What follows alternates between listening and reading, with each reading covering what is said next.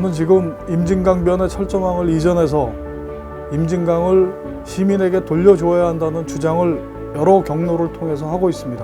철조망을 이전해라! 철조망을 이전해라! 철조망을 이전해라! 임진강을 시민에게! 임진강을 시민에게! 임진강을 시민에게! 임진강을 시민에게 돌려주어야 합니다. 그러기 위해서는 임진강변의 철조망을 이전해야 합니다. 시민들이 임진강을 우리 강이라고 느낄 수 있도록 철조망이 방해하지 않는 곳으로 가야 합니다. 그렇다고 안보상의 이유까지 부정하지 않습니다. 임진강의 철조망을 전부 다 제거하는 것이 가장 바람직하다는 우리의 생각은 변함이 없으나 안보적 차원에서 꼭 필요하다고 여겨지는 곳까지 한꺼번에 모두 철거하자는 것은 아니라는 점을 분명히 밝혀둡니다. 발언 기회를 주셔서 감사합니다. 저는 파주 시민 김순현입니다. 지금 가시적으로 우리가 경기북부 발전을 위해서 여러 가지 뭘 하신다고 하는데 정말 가장 1단계로 필요한 게 있습니다. 우리가 분단을 상징하는 것이 철조망인데요. 그 철조망을 없앰으로 인해서 정말 그 주변의 많은 그 시민들이 그 규제 철폐의 효과를 바로 누릴 수 있는 지역이 있습니다. 그 지역이 그 통일대교 그 상류 지역으로 임진강의 그 철조망은 사실 현재 군이 경계도 쓰지 않고 불필요하게 쳐져 있다고 저는 생각하고 있습니다. 그렇기 때문에 그 철조망을 당장 이전하든지 철거하든지 해서 그 시민들에게 그 임진강을 돌려주고 그 다음에 그 시민들이 임진강을 느끼고 같이 활용하도록 한다면 규제 철폐의 효과를 바로 느낄 수 있지 않을까 이렇게 생각합니다. 네. 감사합니다. 아마 경기도에서는 해안가, 강가 철조망 생각은 안 했던 것 같네요. 네. 그러니까 혹시 지금 말씀하신 것처럼 임진강변 가까이 굳이 필요하냐 강도 있는데 그 말이죠. 그 일리 있는 말인데 한번 검토 한번 해보시죠. 네. 지금 뭐 여러 가지 북한 상황으로 해서 적극적으로 개선할 수 있는 점은 개선하고 나가겠습니다. 북한이 철조망 자기네 삼중 철조망 열심히 치고 있어. 우리는 없어도 되잖아요.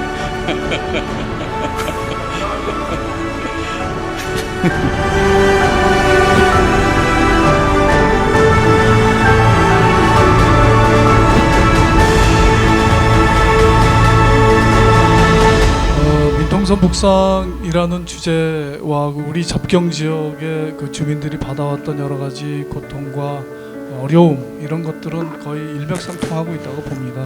그런 측면에서 그 지금 향후의 그 정치 환경의 변화라든가 여러 가지 측면의 변화가 우리에게 지금 다가오고 있는데 다가오는 것을 기다릴 것이 아니고 우리가 보다 능동적이고 좀 주체적으로 앞으로 민통선 북상이나 접경 지역의 생활 변화를 위해서 우리 시민들이 이제는 좀 더 나서서 단합된 힘을 가지고 요구를 해야 된다라는 그런 생각을 저는 가지고 있습니다.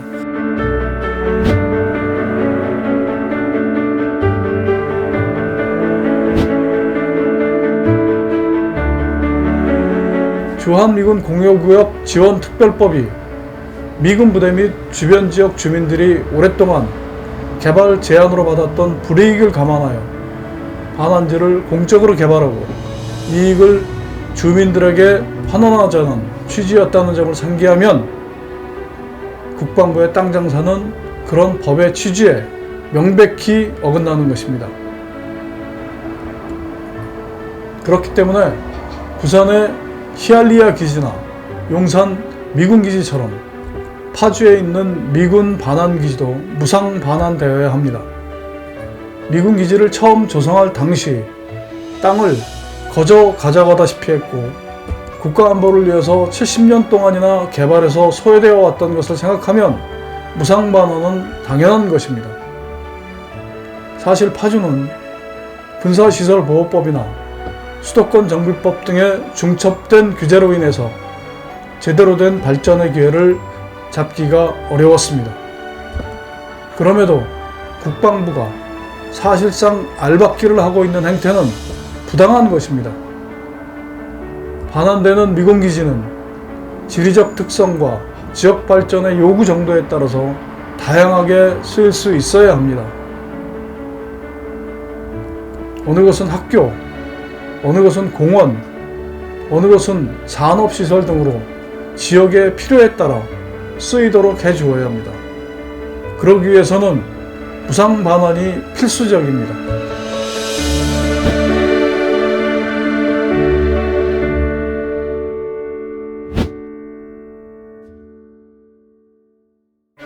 그래서 정치는 늘 힘있고 돈 있는 사람들의 편입니다. 이 지점에서 우리 평범하고 힘없는 사람들이 반드시 알아야 할 것이 있습니다. 정치란 알게 모르게 국민들의 일상적인 삶을 구성하는 작은 단위들의 수많은 영향을 미치고 있습니다. 밥 한 그릇과 국 한 그릇을 먹는 문제에도 영향을 미칠 뿐만 아니라 우리 삶의 가치와 생존이 밀접하게 연결되어 있다는 것입니다. 그러기에 정치의 진짜 목적과 역할은 국민들의 일상과 생계에 실질적인 변화를 가져오는 데 있어야 합니다. 정치 엘리트 중심이 아닌 국민 중심의 정치가 되어야 하는 까닭이 여기에 있는 것입니다.